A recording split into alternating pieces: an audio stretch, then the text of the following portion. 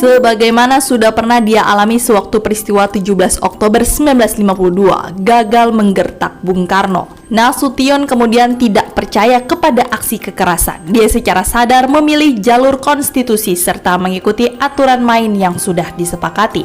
Dalam kaitan ini pengalaman serta keterampilan dirinya tentu saja amat terbatas sebab dia memang tidak terlatih di peran tersebut. Apalagi seiring meningkatnya usia dan kenyataan bahwa dia tidak lagi memegang komando dalam ABRI, maka perlawanan yang dia lakukan kepada Bung Karno tanpa pasukan dan tanpa massa sangatlah lunak.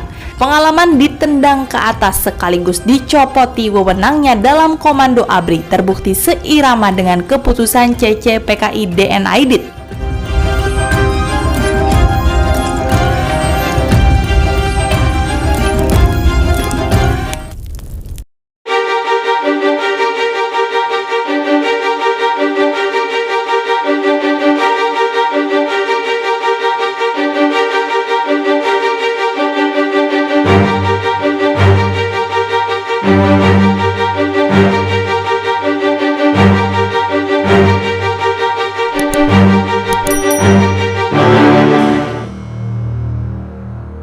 Tiga tahun kemudian, tahun 1965, Aidit yang pernah diperiksa Nasution saat mengkritik kinerja kabinet kerja langsung mencantumkan sosok Nasution sebagai musuh paling utama. Nasution ditetapkan sebagai nomor urut pertama dalam daftar jenderal yang harus diculik. Secara mengejutkan, dalam peristiwa nahas Jumat dini hari 1 Oktober 1965, Nasution lolos dari sergapan. Sayangnya, putri bungsunya, Ade Irma Suryani yang baru berusia 5 tahun, tewas tertembak. Sementara itu dari 6 orang jenderal yang juga jadi sasaran penculikan, 3 orang tewas ditembak di rumah masing-masing.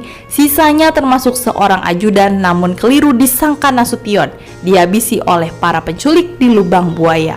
Rosihan Anwar yang tinggal di seberang rumah Nasution, dalam harian Kompas edisi 30 September 1991 dia menulis, "Saya mendengar tembakan membelah kesunyian malam.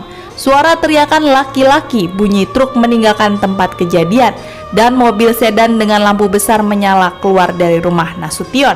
Ternyata membawa putrinya, Ade Irma Suryani yang terkena tembakan ke rumah sakit." Setelah itu melalui siaran berita RRI pukul 7 pagi terdengar berita bahwa Dewan Revolusi yang dipimpin oleh Letnan Kolonel Untung telah mengambil tindakan terhadap sejumlah jenderal Angkatan Darat demi menyelamatkan revolusi. Pukul 9.30, Menteri Panglima Angkatan Udara Laksamana Udara Omar Dhani mengeluarkan perintah harian menyatakan gerakan 30 September diadakan untuk menyelamatkan revolusi dan pemimpin besar revolusi terhadap subversif CIA.